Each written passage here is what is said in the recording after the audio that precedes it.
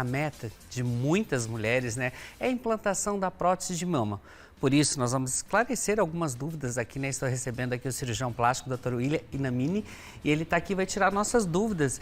E, é claro, dúvidas de vocês de casa também. Então, vocês querem interagir com a gente? 459-925-4747. Está aí na telinha, bora mandar a sua pergunta. Boa tarde, Dr. William. Olá, tudo bom? Boa tarde, irmão. Bem-vindo ao nosso Ver Mais aqui. A gente sabe que está só começando o ano, mas muitas mulheres colocam na meta, né, de colocar aquele famoso silicone, as próteses mamárias. Eu queria que o senhor começasse explicando para a gente também se existe um momento ideal para colocar essas próteses, tudo bem? Tudo bem. Na verdade, assim, a gente tem a condição de saúde da paciente, né?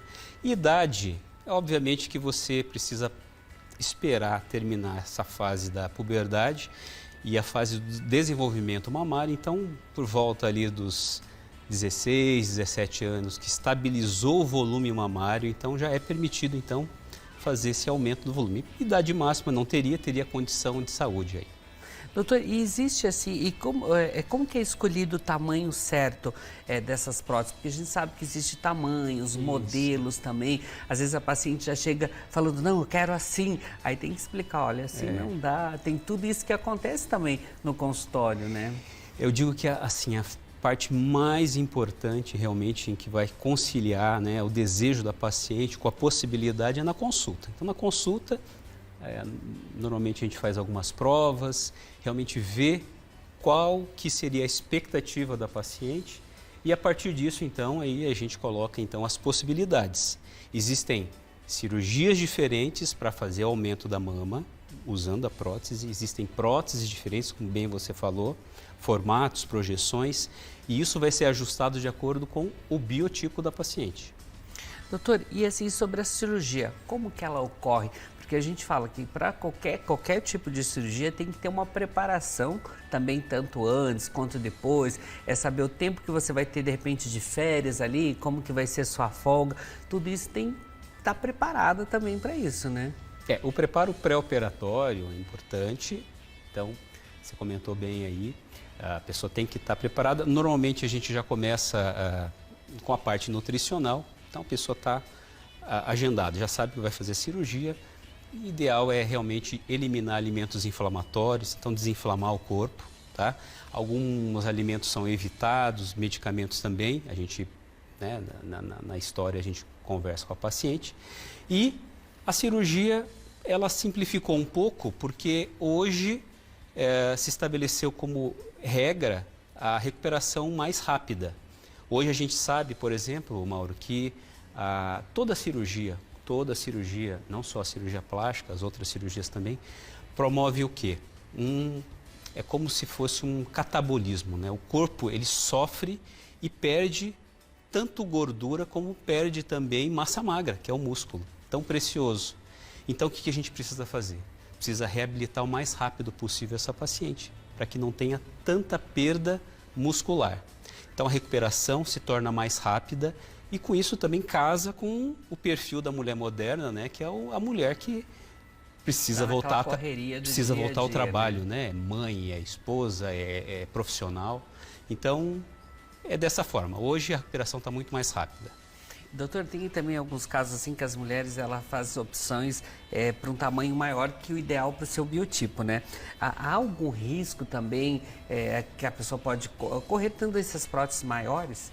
Porque às vezes elas acabam insistindo, mas aí que está a importância de você procurar um profissional que entenda, que vai te ajudar também. Porque como a gente fala, né? Igual quando vou lá no salão, eu quero um cabelo assim, igual na revista, levando a revista. Não é assim que vai ficar, de repente não combina, né? Tem que saber acreditar no profissional e entender o que está certo, né? Isso, a cirurgia plástica também, obviamente, sofre com os modismos, né? Então a gente tem as tendências. Eu terminei a residência há quase 20 anos, então a gente já viu próteses pequenas, depois grandes, agora voltamos para as próteses menores. Então, se uma paciente quer algum volume fora do seu biotipo, a gente precisa ver se isso não vai ser prejudicial para ela, né? Então, o peso excessivo das mamas pode prejudicar também o alinhamento da coluna vertebral e provocar danos aí. Então, isso também é discutido. Não se faz uma cirurgia plástica promovendo algum dano funcional. Então, aí não dá para fazer. Até porque quando a gente fala em cirurgia plástica, a gente não é somente estética também, né? Muitas cirurgias plásticas, assim, são por causa de saúde. Até queria que o senhor falasse também a necessidade, né, de procedimentos secundários até associados à mamoplastia também, né? Que é quando se coloca a prótese e quando a pessoa acaba perdendo o seio também, né? Ah, sim, isso é importante também. Então, o uso da prótese de silicone ele não se faz só para aumento estético da mama, mas também para uma reabilitação, né? As reconstruções mamárias, principalmente após a retirada da mama por câncer, né? Hoje se faz cirurgias muito mais conservadoras, então retira-se o conteúdo, toda a glândula mamária e deixa a pele, né, e a gordura. Então a gente consegue reconstruir uma mama utilizando uma prótese, né? Então existe a questão também reparadora da cirurgia plástica, não só estética. Doutor, e geralmente é necessária a troca dessa prótese? De quanto tempo depende do caso também? As próteses atuais, elas têm tempo de validade indeterminado. Então, indeterminado não dá para determinar. A pessoa, na verdade, coloca, né, a paciente coloca a prótese e aí depois faz um segmento em relação a essa prótese. Se houver algum problema, será necessário trocar. Não havendo, não se troca a prótese. Doutora, e o que as mulheres ultimamente, ou os homens mesmo, a gente está falando aqui de próteses mamárias, mas a gente sabe que os homens também procuram bastante cirurgiões plásticos. O que estão procurando mais no consultório? Porque antigamente a gente sabe que era um dos pedidos, aí esse ano que vem vou conseguir colocar minha prótese e tal, mas agora ultimamente o que eles têm falado, o que eles têm procurado mais nos consultórios? Doutor? Isso é interessante porque na última pesquisa, inclusive, que foi feita entre os membros da Sociedade Brasileira de Cirurgia Plástica, quase que empatou, né, o número de procura de cirurgia plástica mamária, então aumento de mama com prótese, silicone e a lipoaspiração. E hoje, que está em voga, né, no momento, é a lipoaspiração HD. E como que seria essa lipoaspiração em HD, doutor? Porque, tipo assim, a gente sabe que tira gorduras de algum lugar e são injetadas em outros lugares também, fazendo aquele desenho, né? Isso. Então, acontece o seguinte, né? O que acontecia antes?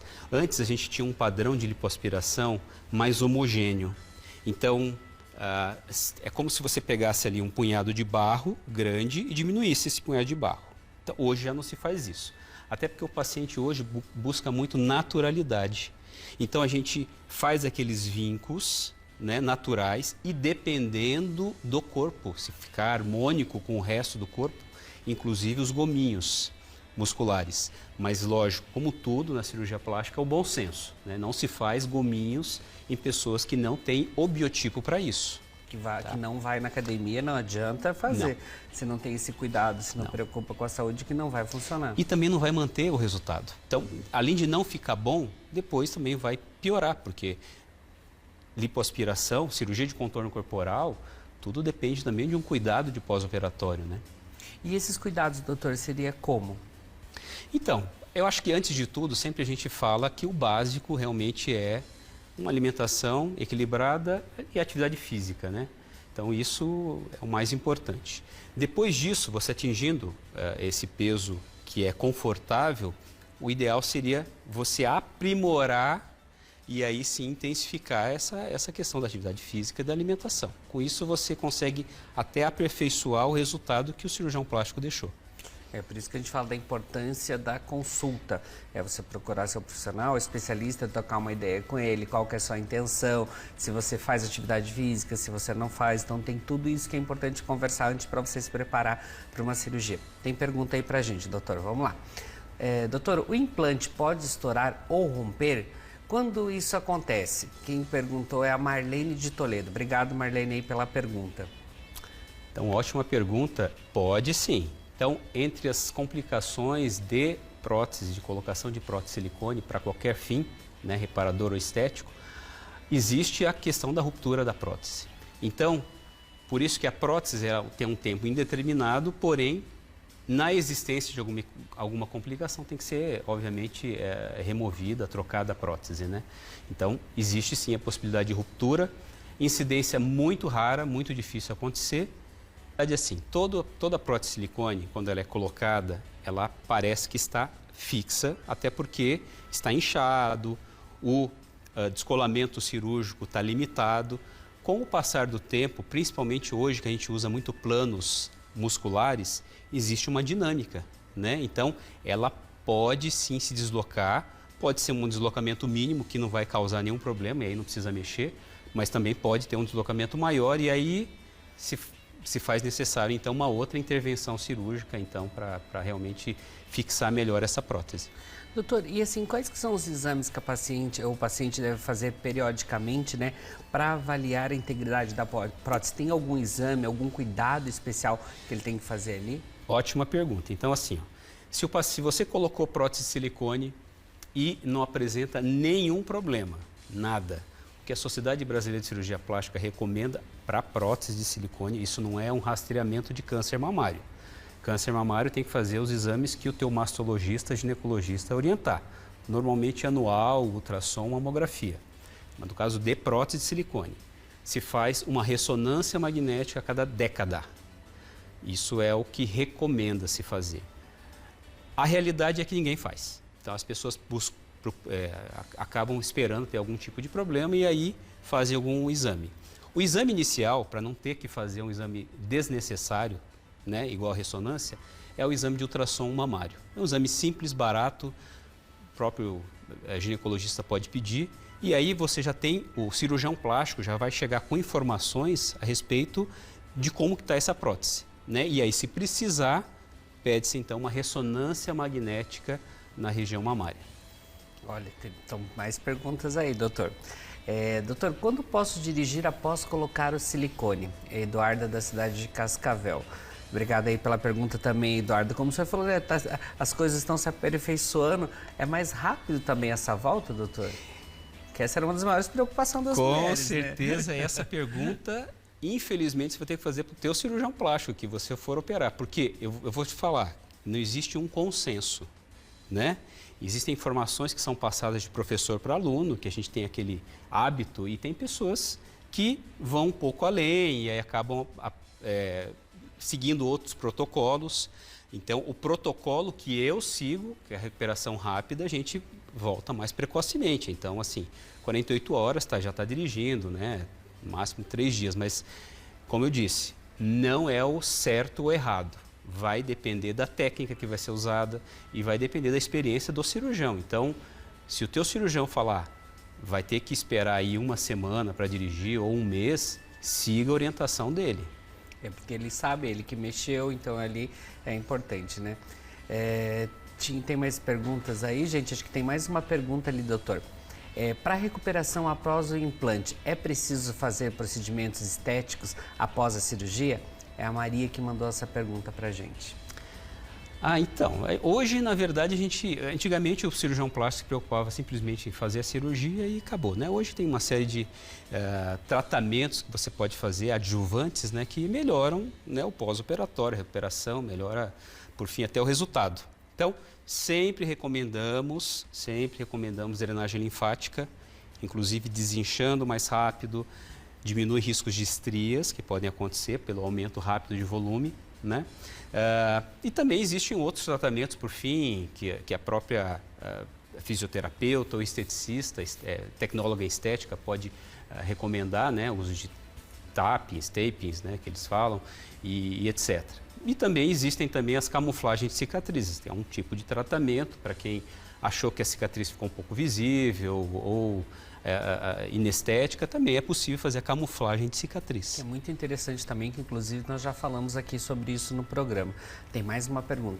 Doutor, quem tem doença autoimune pode colocar prótese mamária? Daniele. Obrigado, Daniele, aí pela pergunta também. Perguntas bem interessantes, né? Então, isso também vai depender da experiência do seu médico. Isso é uma coisa que você vai ter que discutir com ele, né? Eu tenho experiências de pacientes minhas com doenças autoimunes controladas, né, que tem prótese de silicone.